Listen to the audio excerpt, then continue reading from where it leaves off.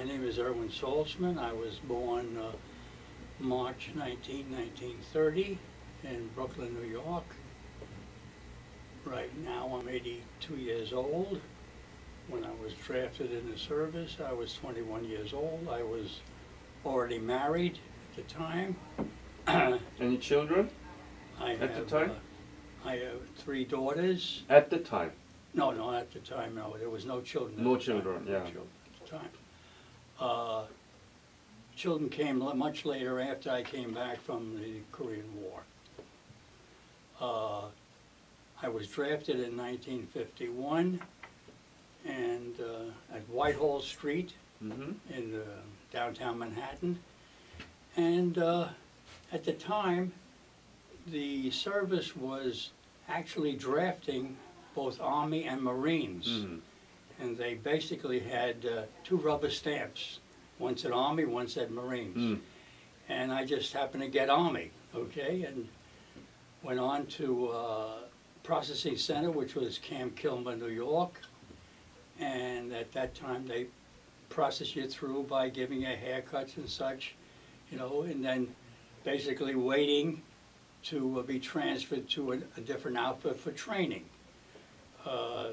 During the course of being there, it was sort of winter already. It was cold. It was, I guess, late October, and these barracks. You said 1950. 51. 1951, and basically it was sort of winter already.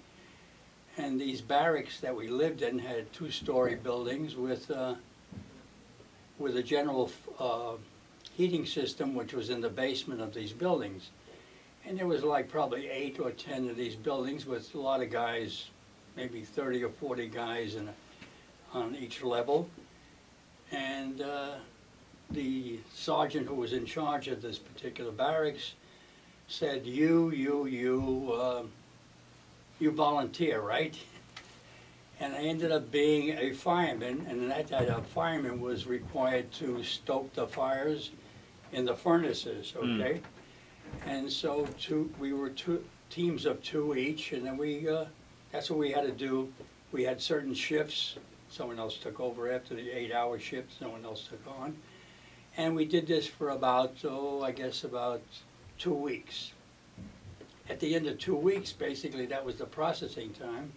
They'd be shipping us out to various different outfits for additional training, you know, basic training, maybe infantry training, whatever it might be.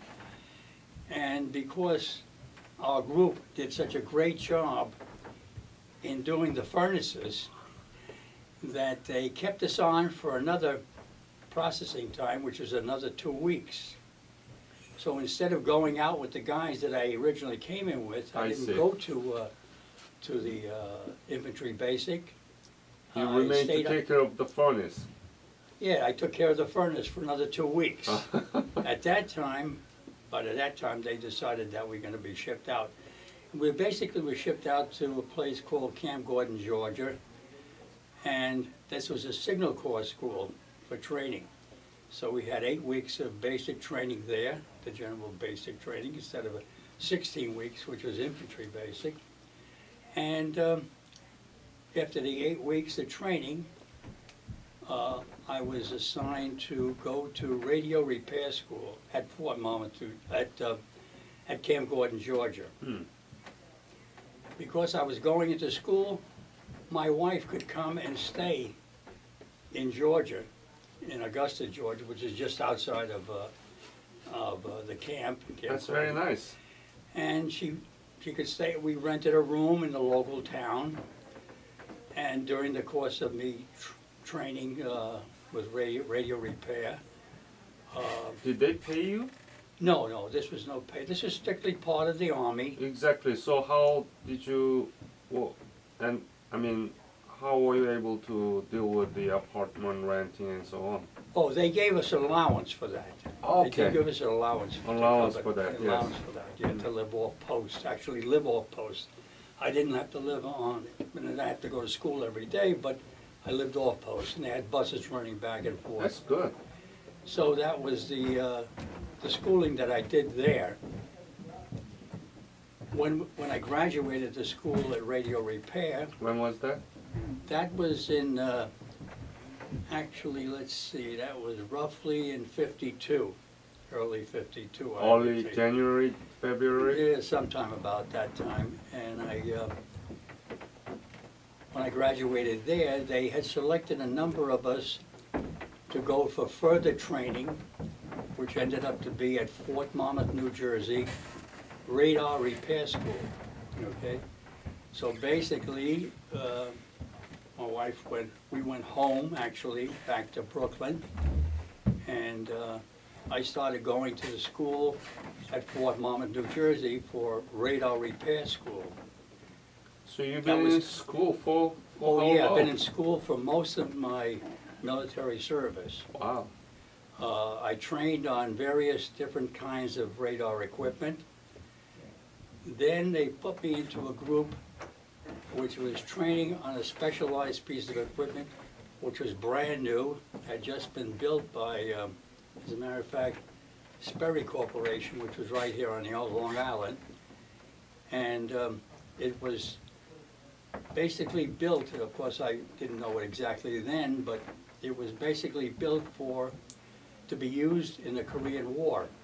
Huh. Basically, the major weapon that North Korea had at the time was heavy mortar. And so this equipment was built for counter-mortar radar to track the mortar shells.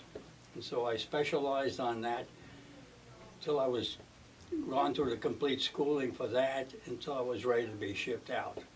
And naturally, because it was built specifically for Korea, that was where I was destined to go. Hmm. So let's stop there and let's go back before you were shipped out to Korea. Yeah. How did you meet your wife? When? Oh, I had met her back many years earlier, okay? She lived locally in just a few blocks from me, okay? And we had gotten friendly through other friends of mine, and so we started going together, okay? She was still in high school, okay? And before she even graduated, we got married, Wow. okay? Was it possible legally? Yeah, yeah. Okay. So how did your wife react to the fact that you have to go to Korea and fight for? And were you aware of Korea at the time?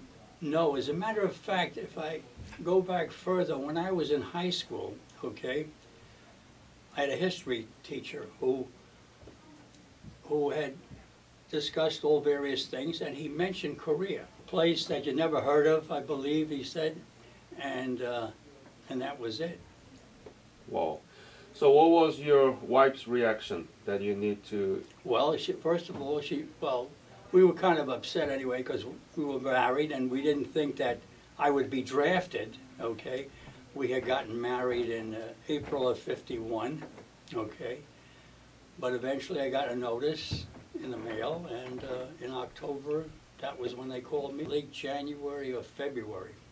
1952. 52, 53, it was 53 actually, January or February. Oh, you left I left, Korea? I left the United States to go to Korea Yeah. probably in January of '53, Okay. or maybe a little early, I'm not sure of that. Because they wanted to get this equipment that they had built, the counter-mortar, in Korea as soon as possible. Mm-hmm. And they had already been shipping out some of those equipment by boat already there. Mm. But because they wanted us in a hurry, they put us on a plane. Wow. And we flew locally, actually, from New York to California, making about 8 or 10 stops. You know, in that time it was just a prop engine, you know. And when we got to California, then they arranged to put us on a military air transport to Japan. Mm. Okay. And of course, in those days, the hops were, you know, Hawaii, Wake Island, and then Japan. Actually, the flight from California to Japan was actually 3 hops, and this was a military air transport, and usually, mostly officers flew that way, but because they needed us in a hurry, our group, we were about 8 guys that were going over in this particular group. There were a lot of civilians, a lot of women with children going to stay with their officers in Japan. Some of them were probably in the Air Force, you know. They were allowed to go there to stay in Japan. And they brought their children with them, of course, and some were very young, some were infants. And so because the flight was, you know, 12-hour hops from California to Hawaii, and then from Hawaii to Wake Island and so on, the women needed some help on the plane, so many times some of us would take turns handling the babies while they slept during the trip across. And it was a 12-hour hop between it. Then we ended up in Japan, and from there we took a boat to Korea. That time of the year, I believe, it was very bad weather, and we were in a real storm. The ship was getting floundered around all over the place. Nobody could eat. Everybody got sick, really. I can tell. Yeah, it was a bad time of the year, they said. Matter of fact, all the outer doors on the ship were locked. They didn't want anybody out there. I don't remember exactly where we ended up in Korea. It was late at night. They hustled onto a train, and matter of fact, we had to sit on the floor of the train. They didn't want us near the windows because there would be sniper fire. So then when we finally arrived at our place, they put us in a bunker for the day or night, whatever it was at the time. Where was it? I'm not sure where it was, because every place I went, it was night, and I couldn't even tell where we really were anywhere. But you knew after, right? Well, yeah. Finally, they took us to a place outside of Seoul, which was Yeongdeung-po, and that basically was our station where we stayed. When was it? I was 53. No, I know, but more exact. I mean, what month and... I would say it was probably around February of 53. It was very cold. Matter of fact, one of the coldest winters, they said it was, like 20 below zero or something. So probably you landed at Busan and then took the train out to Yeongdeung-po. Yeah. Okay. And we were assigned to a signal company, the 205th Signal Company, which is right there in Yeongdeung-po. And they, of course, they assigned us to this special section, that particular type of radar, which was, they were being set up across the front line, directly in front of the artillery. Right. Isolated from the artillery, they wanted, you know, so they wouldn't be seen and so forth. And we had this large Quonset huts with our equipment in it, which is just outside the 205th Signal Company. It was specially set up just for us, for our particular equipment. And as the equipment came, we set it up. The thing was mounted on a 90mm gun carriage in order to be able to move it quickly to a location. And basically what it did is it tracked on radar the mortar shells, and by extrapolating it on a plotting board at the time they used, they were able to locate the position of enemy's mortar. Of enemy mortar, and trying to be able to track that mortar shell within the 3rd or 4th round coming in order to return fire from either the artillery, or if there was a major attack, the 8th Air Force was called in to bomb the area. Did it work? Yes, it worked. It worked, yeah. We eventually had 26 positions across the front line, 26 radar setups across the front line. And later on, we were assigned, each position was assigned a half-track with a quad 50 mounted. That's 4 50 caliber machine guns, which is mounted together. They can be fired together all at once. And each position was required to set an elevation with the guns and an azimuth. Every night would be that. And you're required to fire 7,000 to 10,000 rounds of harassing fire every night. Every fourth round or so was a tracer, which when you looked at night sky, it was totally lit up because we had, like I said, 26 positions with these quad 50s. And I personally had to go back and forth from the main Yongdong Po office and deliver replacement parts for these radar equipment. So I traveled like two weeks out of every month to travel across the line, bringing equipment. We'd get contact back, what was missing, had to be repaired. It was all brand new, and you know, they've had problems with it, so there was always replacement parts that had to be done. So you are basically commuting from main office located in Yeongdeung-po and the front line. Right. We were assigned to do a couple of weeks out of every month to go forward and do this, and then there'd be another group that would go back and forth also. Could you give me an example of how this new machine and radar actually helping U.S. Army and Allied forces to locate, detect the enemies, and what is the result? Well, basically what it did is it tracked the incoming shell. Right. Which basically you find at the top of the thing, and it extrapolates down. Yeah. And then they would extrapolate it back, because it's a perfect parabola, whatever they call it, and be able to locate the position. And as I said, they try and locate the position within the third or fourth round. Right, right. Because most of the heavy mortar was on trucks. And so once they started realizing that we were backing them, they would just move on to another spot. Right. So we tried to get it as quickly as possible to locate exactly where it was coming from. Was it Chinese mostly?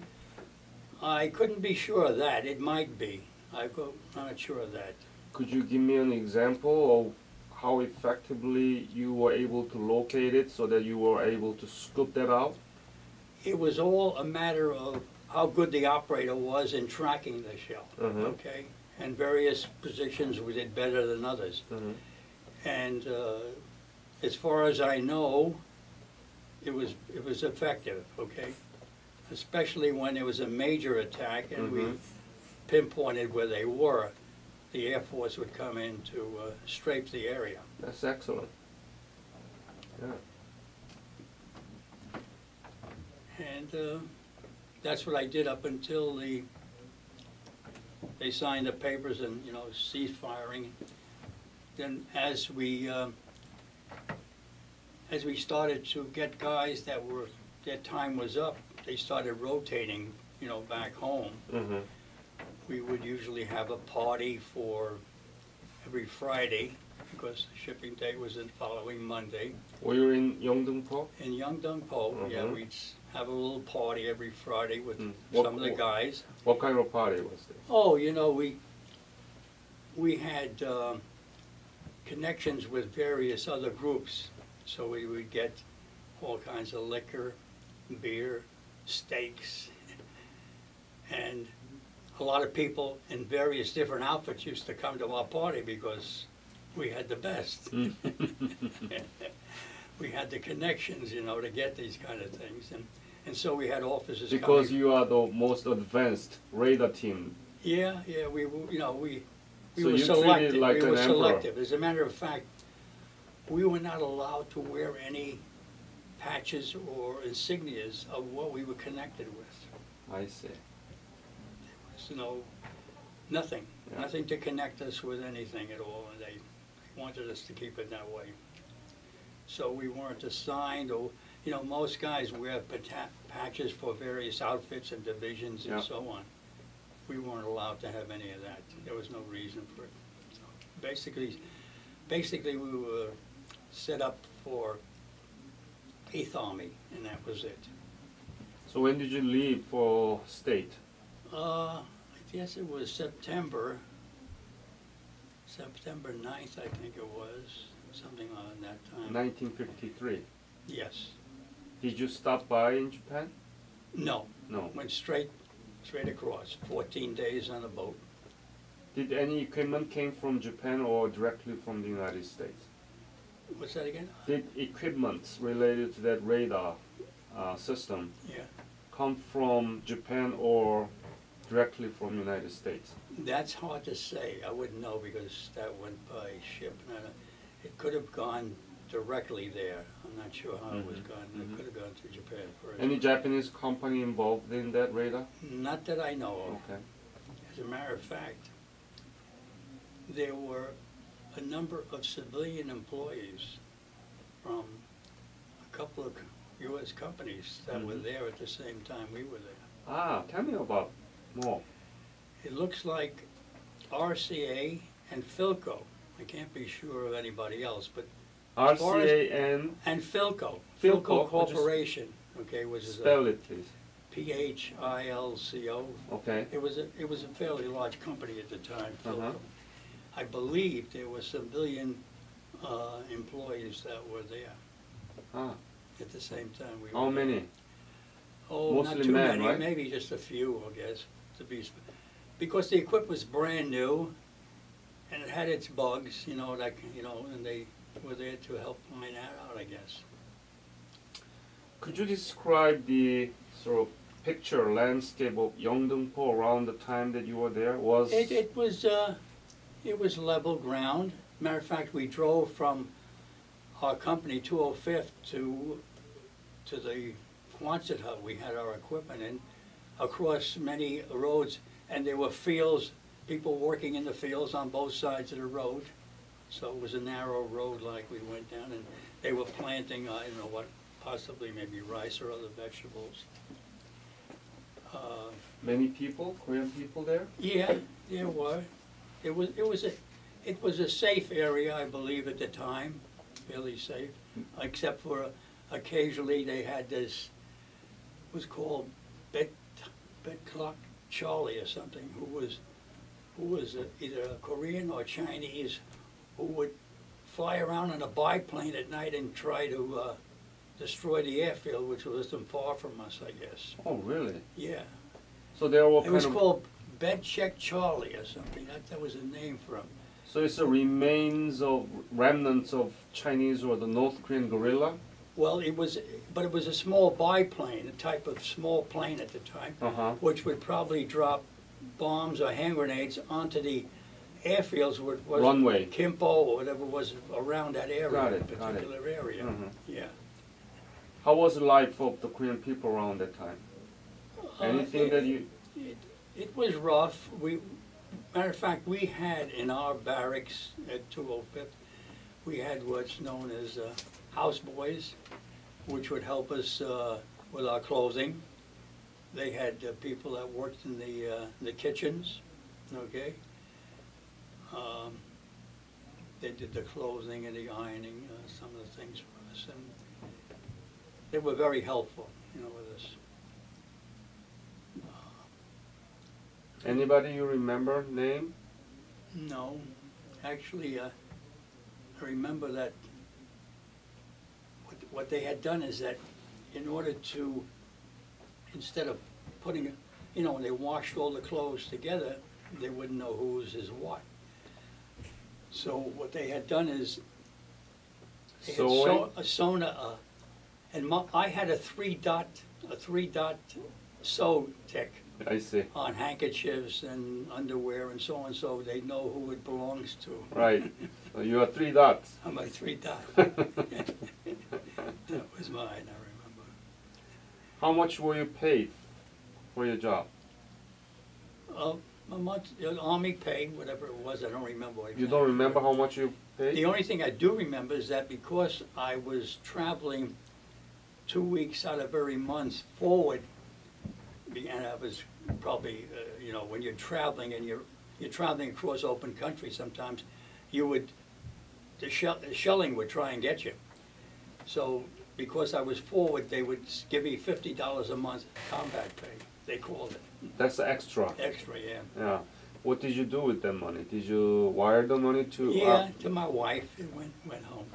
Yeah. Good. I took many pictures, but during the course of traveling around, it was disappeared, stolen, whatever it was. Let me the ask camera the- lost. Let me ask this question.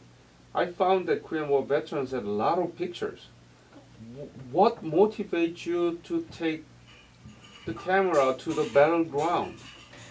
Well, because cameras were a big feature, you know, a selling feature, that is. You know, in Seoul, they had a PX that we had, and you could buy cameras. There was umpteen cameras that you Oh, could they buy. were selling. So, oh yeah, and you get film, and you know, it was a major business, really. You know what I mean? Oh, cameras! Everybody had a camera. U.S. Army run that PX, The right? PX, yeah, military. You know. Was it made in USA or in Oh Japan? no, it was a lot of Japan cameras that they had there. A lot of it was. So most of it was from Japan. Probably was. A lot of things that they sold in the PX were made in Japan, like. So Japanese were making money when people were shedding their blood. It was business. It was a business going on all the time. You know, business in the world went on. As a matter of fact, coming home, it was like you know, like nothing happened. You know, nothing was going on. You know, you just came back and home, and you went right back to work, and it was no fanfare, no nothing. So you bought the camera from PX? Yeah, but that camera was lost, and I bought another camera coming home. But whatever was in Korea, I lost all. I must have had 1,000 more pictures, you know, because I traveled all over when I went forward, and I took pictures of everywhere, you know, everywhere I went, you know, and I brought to the British sector and all the other Greeks, you know, I traveled all over, and I met a lot of other people, you know. Do you keep those pictures with you now? I didn't have it. That's what I'm saying. All those pictures were gone. I lost, matter of fact, me and my buddy lost our whole box that was fastened to the Jeep. Someone just ripped it out of there one day, and it was all gone. So, where and when did you arrive in the United States? I think it was the 19th of September, I think, we landed in Seattle. And then? Oh, one other thing I wanted to mention. Mhm. During when we were in Korea, okay, Yeah. and they had these positions set up on the front Yes. line there, some of the positions we had night guards, and they were Ethiopians. Oh. They were the guards. So the warning was that you should always wear your dog tags, Uh-huh. because if they came and grabbed you at night, if there was no dog tags, they only used knives. Uh-huh. So they made a point, if you had to go out to do whatever you had to do, make sure you got your dog tags. I'm sorry, I don't understand. If they don't find dog tags around your neck, then they will cut you off? Why? Because they figured you were the enemy. Oh, okay. It was night, it was So dark, you- they touched, you know what I mean? Oh, I see. You go out at night to go to the bathroom or whatever you had to, and if you didn't have dog tags on, you were in trouble. How many Ethiopian soldiers? Oh, they had different areas, but we had, I think, about 6 in certain areas. But I didn't, like I said, I traveled up and down, so Got it. I didn't know exactly where they, but I know a particular area had Ethiopian guards at night, night guards. So, after you arrived in Seattle, what happened? Well, then we went through some processing, and then had a big party with me when I walked in. The thing was that, 14 days on a boat, and it was very crowded, of course, coming back, and I hardly ate because, it was long lines for mess hall, and so we just snacked, most of the guys, and it was beautiful, 14 days crossing. The ocean, the Pacific, was like a lake. Oh. It was calm all the way. Ah. And of course I was on a deck all day, so I was dark. I was brown. But I had lost a lot of weight, and I was kind of thin, you know, and the family was very upset when they saw me. These days, people will love you thinner, right? Yeah, that was it. Uh-huh. Were there any real dangerous moment that you might be killed? Well, like I said, traveling across the open areas where the enemy could see you, there was always a chance of, you know, But they it were didn't opening happen. up and fire at you. We'd zigzag and, you know, up, slow down, speed up, you know, that kind of thing across. And there was a couple of moments, but nothing really that ever bothers us. How would you describe the impact of your service upon your life after you return? Well, the schooling gave me a lot of training in a particular area, and so I eventually went into electronics, you know, when I came home. Mm. So what kind of job did you get? Well, I started working in a manufacturing facility in electronics, and then moved on to a lot of other jobs, and mostly research and development labs in electronics. What company? This was called Debenco Incorporated, which was a Manhattan-based engineering company, which built all kinds of sophisticated equipment for military and such. Ah, so you had a good time. Yeah, Mm-hmm. the training was a good base. Have you been back to Korea after No, you returned? I haven't, no. Are you following up with what Korea is now? Oh, sure, it's unbelievable. Unbelievable. Yeah, It's, it's a big economy oh, it's unbelievable. and vibrant democracy. Yes, How do you feel about it? You feel like it's Oh. a rewarding or? yeah, the people are, unbelievable as far as thanking us everywhere we go, you know, whenever I get some kind of a get-together or things, you know, it's unbelievable. It's, Mm.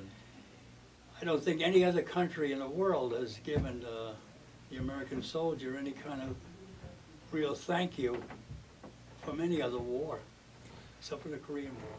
I mean, to me, it seems to be natural because we were saved by the American forces. And to say thank you is just comes natural to me. Why do you think that is other Well, countries not doing those? Well, during the Second World War, you know, Americans went to Europe, and I don't think they went out of their way to say anything. I mean, Why not that not? I've heard about it anyway. I mean, so, you know, everywhere we go, whatever functions we go to, it's always, you know, we wouldn't be here if you weren't there.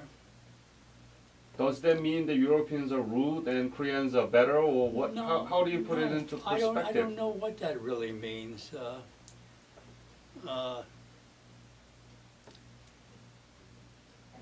Maybe it was a different kind of war. Mm-hmm. You know, this was a UN thing, you know, all these countries get together to help you, and that was kind of a different thing.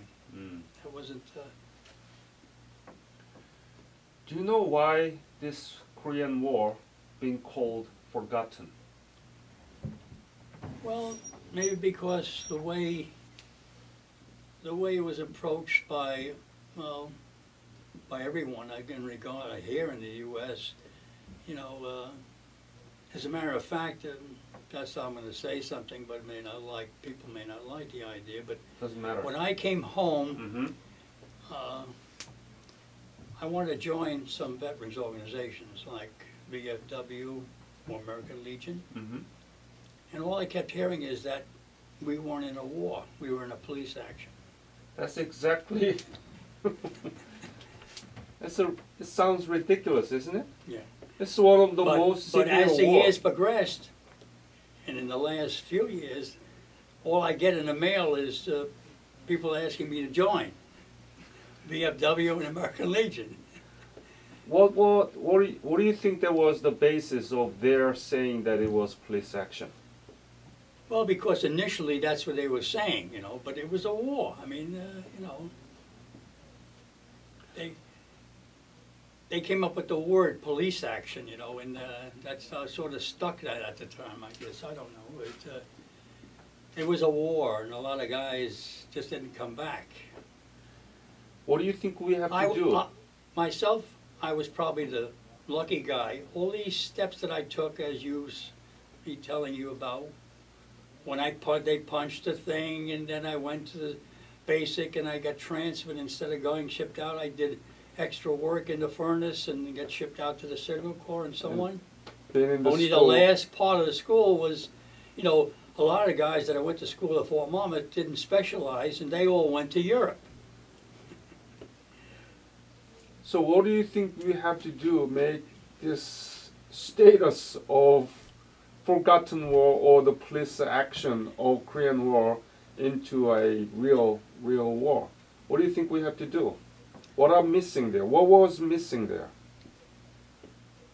It's just a matter of giving them the facts and keep pushing it. Of course, the history books here didn't press on much about it, okay, until recently, you know, in some of the documentaries that people have made about it. Mm-hmm. So maybe in time, you know, a lot of times, you know, the guys that were there and they had children and their children's grandchildren, they'd probably know about it.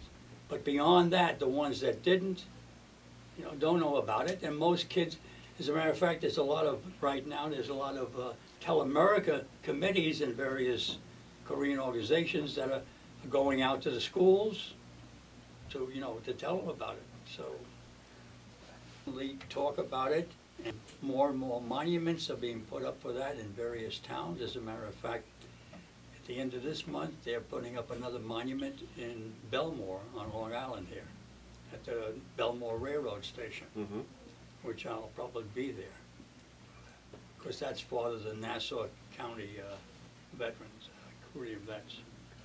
Any final comments or the message to young generations or anything that you want to share with the Korean War Veteran Digital Memorial? Okay. Well, my comment is kind of in regard to that, which I've said many times, is that all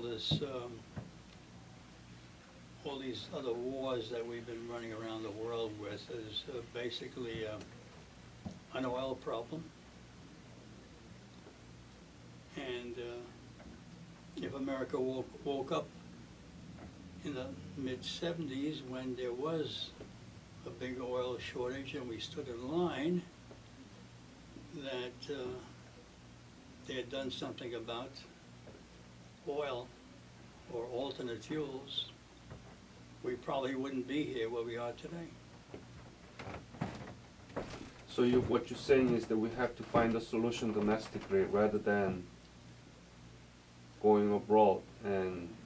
Well, that should have been, like I said, many years ago. I mean, it's just, you know, it's all these things that have gotten out of hand because of oil, and oil problems go back hundreds of years throughout the world, you know. It's always been a control of oil. Yep. Next year will be 60 years anniversary of armistice. 60 years since official ceasefire. Right. What do you think? What is the solution? What can you do about it? I guess we should have more benefits and pamphlets and things that keep pushing that point to bring it to mind that that wasn't a police action, it was a war. Mm-hmm. And we need to end it. What do you think? Would you be willing to sign the petition saying enough is enough and let's replace it with the peace treaty? Symbolically, as a voice of Korean War veterans who fought there? No, yeah, we should probably try and get people to understand each other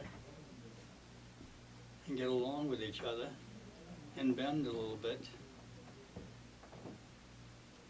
Some people just don't want to do it.